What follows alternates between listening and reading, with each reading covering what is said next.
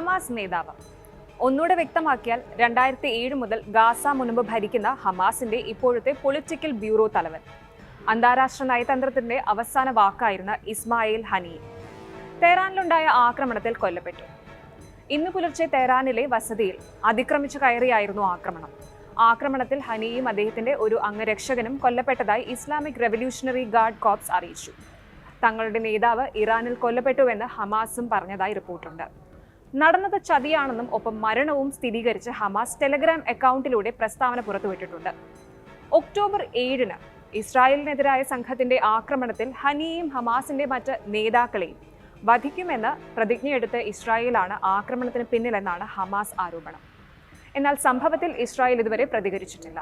Iranian state ടെലിവിഷനിലെ വിശകലന വിദഗ്ധരും ആക്രമണത്തിന് ഇസ്രായേലിനെ കുറ്റപ്പെടുത്തിയിട്ടുണ്ട്. ഹമാസിന് ആളും അർത്ഥവും നൽകി എക്കാലത്തും പിന്തുണച്ച രാഷ്ട്രമാണ് ഇറാൻ.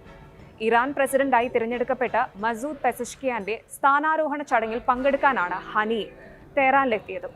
ചൊവ്വാഴ്ച നടന്ന ചടങ്ങിന് മുമ്പ് ഇരുവരും കൂടിക്കാഴ്ച നടത്തിയിരുന്നതുമാണ്.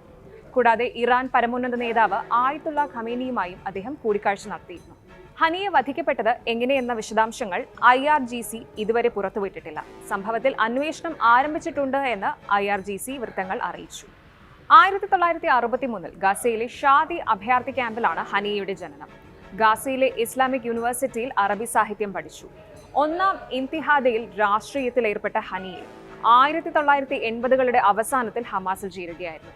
വളരെ പെട്ടെന്ന് തന്നെ ഉയർന്നു വന്ന അദ്ദേഹം സംഘടനയിലെ ഒരു പ്രധാന വ്യക്തിയായി മാറി. 2004 ഹമാസ് നേതാവ് അബ്ദുൽ അസീസ് അൽ റാംസിയുടെ കൊലപാതകത്തിന് ശേഷം ഹനിയെ ഗാസയിലെ ഹമാസിന്റെ നേതാവായി. ഹമാസിന്റെ രാഷ്ട്രീയ സൈനിക തന്ത്രങ്ങൾ രൂപപ്പെടുത്തുന്നതിൽ ഹനിയയ്ക്ക് നിർണായക പങ്കുണ്ട്. ഇസ്രായേലുമായുള്ള ചർച്ചകളിൽ പ്രധാന പങ്ക് വഹിച്ച അദ്ദേഹം മറ്റ് പലസ്തീൻ വിഭാഗങ്ങളുമായുള്ള ബന്ധം നിലനിർത്തുന്നതിലും നിർണായക പങ്ക് വഹിച്ചിരുന്ന ഒരാളാണ്. ഹനിയയുടെ നേതൃത്വം നിരവധി വിവാദങ്ങൾ അടയാളപ്പെടുത്തിയിട്ടുണ്ട്, പ്രത്യേകിച്ച് ഹമാസിന്റെ തീവ്രവാദ പ്രവർത്തനങ്ങളും ഇസ്രായേലിനോടുള്ള അതിന്റെ നിലപാടുകളും. ഹമാസിൽ പ്രവർത്തിച്ചതിന് അമേരിക്കയും യൂറോപ്യൻ യൂണിയനും ഹനിയയ്ക്ക് വിലക്ക് ഏർപ്പെടുത്തിയിട്ടുണ്ട്. മൊത്തത്തിൽ ഇസ്മായിൽ ഹനിയെ പലസ്തീൻ രാഷ്ട്രീയത്തിലും ഇപ്പോൾ രൂക്ഷമായി തുടരുന്ന ഇസ്രായേൽ പലസ്തീൻ സംഘർഷത്തിലും ഒരു പ്രധാന പങ്ക് വഹിച്ചിരുന്ന ഒരാളാണ്. ഖത്തറിൽ താമസിച്ചാണ് ഹനിയെ ഹമാസിന്റെ പ്രവർത്തനങ്ങൾക്ക് നേതൃത്വം നൽകിയിരുന്നത്. 2006 പലസ്തീൻ പ്രധാനമന്ത്രിയായി തിരഞ്ഞെടുക്കപ്പെട്ട ഹനിയെ 2017 ഹമാസ് പൊളിറ്റിക്കൽ ബ്യൂറോ ചെയർമാനായി അധികാരത്തിലെത്തിയത്. ഹനിയുടെ 3 മക്കളായ ഹസീം, അമീർ, മുഹമ്മദ് എന്നിവർ ഏപ്രിൽ 10-ന് ഇസ്രായേൽ വ്യോമാക്രമണത്തിൽ കൊല്ലപ്പെട്ടു. എന്റെ മക്കളുടെ രക്തം ഞങ്ങളുടെ ജനങ്ങളുടെ രക്തത്തെക്കാൾ പ്രിയപ്പെട്ടതല്ല. ഹമാസ് നേതാക്കളുടെ ബന്ധുക്കളെ ലക്ഷ്യമിടുന്നതിലൂടെ ഞങ്ങളുടെ നിശ്ചയദാർഢ്യം തകർക്കാമെന്നാണ് അധിനിവേശക്കാരുടെ വിശ്വാസം.